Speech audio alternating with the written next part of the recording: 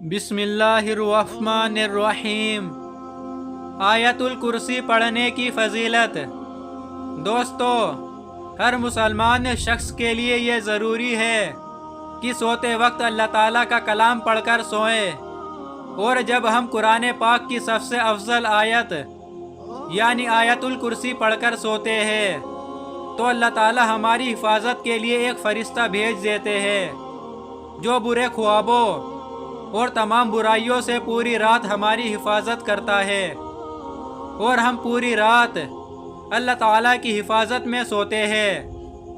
قرآن پاک کا ہر ایک لفظ تمام انسان کے لیے ہدایت کا راستہ ہے، لیکن قرآن میں کچھ آیت ایسی بھی ہے جو اپنے اندر موجود خصوصیت کی وجہ سے ایک اہم مقام رکھتی ہے، اور قرآن میں آیت الکرسی کو وہ مقام حاصل ہے، اور اس آیت کو قرآن کریم کی تمام آیتوں کی سردار بھی کہا گیا ہے۔ جب ہم اس آیت میں موجود مقصد کو تلاش کرتے ہیں تو ہمیں معلوم ہوتا ہے کہ اللہ نے ہم پر کتنی نعمتیں نازل کی ہے، تو ہمیں اللہ کے سامنے سجدہ کر کے اس کا شکر ادا کرنا چاہیے۔ لیکن بعض دفعہ ہم اپنی مصروف زندگیوں میں اتنا کھو جاتے ہیں کہ ہم اپنے ارد گرد اللہ کی نعمتوں کو نظر انداز کر دیتے ہیں، لیکن کہیں نہ کہیں ہمارے ناشکر دل کے اندر یہ خالی پن محسوس ہونے لگتا ہے کہ ہم جو کچھ بھی کر رہے ہیں یہ اللہ کے حکم اور فضل کے بغیر ممکن نہیں، تو ہم اس کا شکر ادا کیوں نہیں کرتے؟ اگر کہیں یہ تمام نعمتیں اللہ ہم سے واپس لے لے تو تب ہمارا کیا حال ہوگا؟ یہ سوال جب کسی کے ذہن میں آتا ہے تو وہ اللہ کی ان تمام نعمتوں کا شکر گزار بن جاتا ہے۔ جب ہم آیت الکرسی پڑھتے ہیں تو ہم اللہ کی عظمت کو تسلیم کرتے ہیں، اور جب ہم آخر میں یہ پڑھتے ہیں اور وہی ہے سب سے بلند عظمت والا، تو ہم اس کی عظیم طاقت کا شکر ادا کرتے ہیں۔ اور جب ہم ہر نماز کے آخر میں آیت الکرسی پڑھتے ہیں تو اللہ ہمارے دلوں کو اپنی نعمتوں کو شکر سے بھر دیتا ہے۔ حدیث پاک میں آیت الکرسی کو قرآن کریم کی سب سے افضل آیت بتایا گیا ہے۔ بچپن سے لے کر اب تک دن میں کئی مرتبہ ہم اسے پڑھتے ہیں، گھر سے نکلتے وقت، گھر میں داخل ہوتے وقت، سفر میں، کسی بھی مشکل یا مصیبت میں، لیکن ہم اس کے معنی کو نہیں جانتے۔ حدیث پاک کے مطابق ہر فرض نماز کے بعد اسے پڑھنے سے جنت واجب ہو جاتی ہے۔ جو شخص اسے صبح پڑھے شام تک اللہ کی حفاظت میں رہتا ہے، اور شام کو پڑھنے والا صبح تک اللہ تعالیٰ کی حفاظت میں رہتا ہے۔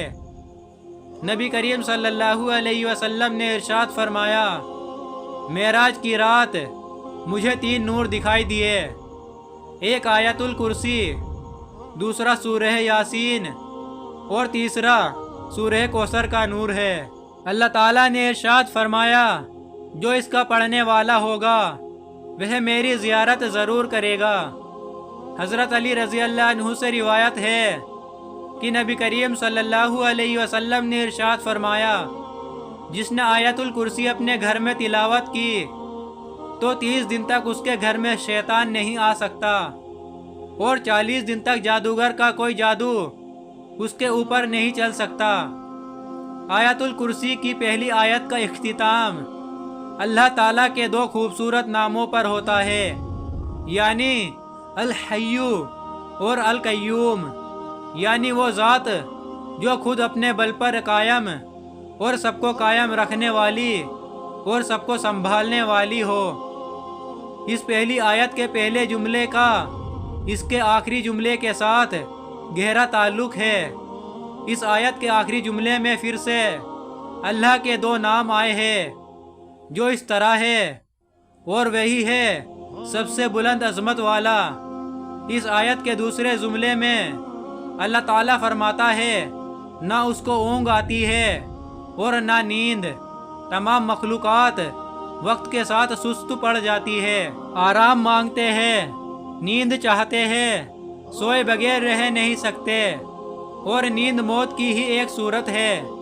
इसलिए इस आयत के इस हिस्से में जिक्र है कि वो ज़ात ज़मानो मका का हाकिम, ताकत का सर चश्मा, हर लिहाज से मुकम्मल और अपनी मखलूक की निगहबानी फरमाने वाला, अपनी मखलूक के हर जर्रे से बाखबर है। अब इस आयत के 8वें जुमले में देखें कि अल्लाह क्या फरमा रहा है, और उसे ज़मीन व आसमान की हिफाजत थकाती नहीं है। दूसरा जुमला असल में इसके 8वें जुमले के साथ जुड़ा हुआ है, जिसमें अल्लाह यही फरमाता है कि नींद और आराम उसकी पैदा करदा मखलूक के लिए है, और अल्लाह ना सोता है और ना उसे ऊँग आती है। अब तीसरे जुमले में जिक्र है जो आसमानों में है और जो कुछ ज़मीनों में है, सब कुछ उसी का है। इस आयत में अल्लाह फरमाता है यानी वो हर चीज़ जो उसने पैदा की उसका मालिक है।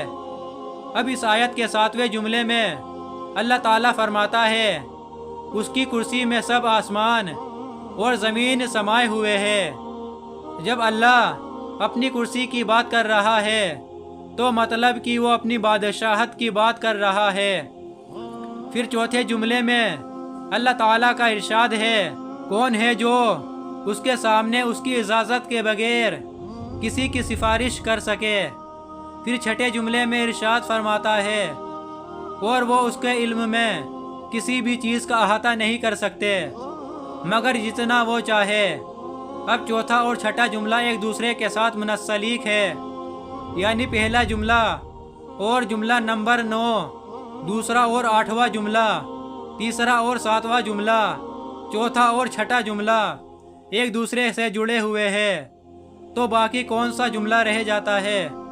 तो वह जुमला नंबर है 5, जिसमें अल्लाह ताला फरमाता है अल्लाह जानता है जो उनसे पहले हो चुका है और जो उनके बाद होने वाला है। ये जुमला इस आयत के बिल्कुल दरमियान में है, जिससे पहले और जिसके बाद जो कुछ भी अल्लाह ने बयान फरमाया उसके बारे में इसने बयान फरमाया। उसके बारे में इस 5वें जुमले में फरमाया कि वो सब जानता है और उससे कुछ भी छुपा हुआ नहीं है। अब अल्लाह के सिवा ऐसा कौन कह सकता है? बेशक कुरान अल्लाह के अल्फाज है जिसकी एक एक आयत हमारे लिए हिदायत का रास्ता है।